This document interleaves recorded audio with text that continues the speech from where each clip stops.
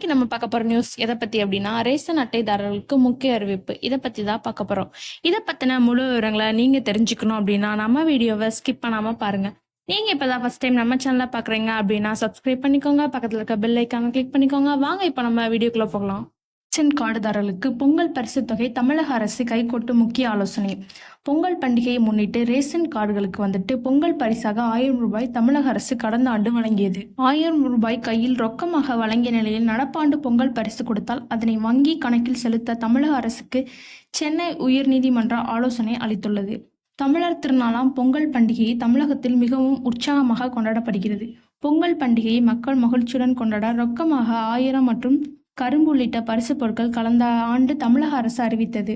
பொங்கல் பரிசு தொகை ரொக்கமாக பயனாளிக்கு இதுவரை வழங்கப்பட்டு வருகிறது. 2025 ஆண்டு பொங்கல் பண்டிகை ஜனவரி 14 கொண்டாடப்படுகிறது. பொங்கல் பண்டிகையை முன்னிட்டு இந்த ஆண்டு பரிசு தொகை அரசு அறிவிக்கும் என எதிர்பார்க்கப்படுகிறது. இதனிடையே மதுரை ஹைகோர்ட் கிளையில் கும்பகோணத்தைச் சேர்ந்த சுந்தர விமலநாதன் என்பவர் மனு ஒன்றை தாக்கல் செய்துள்ளார்.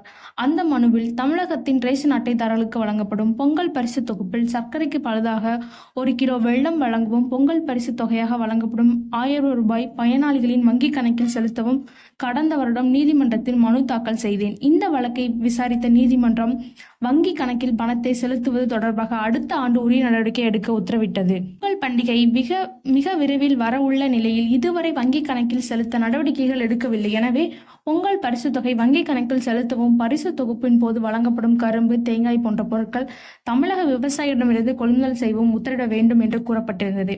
இந்த மனு இன்று மதுரை ஹைகோர்ட் கிளையில் விசாரணைக்கு வந்தது. அப்போது பொங்கல் பரிசு தொகை வங்கி கணக்கில் செலுத்தலாமே என நீதிமன்றம் கேள்வி எழுப்பியது. இதற்கு அரசு தரப்பில் அளித்த பதில் 1000 ரூபாய் வங்கி கணக்கில் செலுத்தும் போது மினிமம் பேலன்ஸ் தொகை வங்கி கணக்கில் இருப்பு இல்லை என்பதற்கு வங்கியில் இருந்து பணம் பிடித்தம் செய்யப்படுகிறது என கூறப்படுகிறது.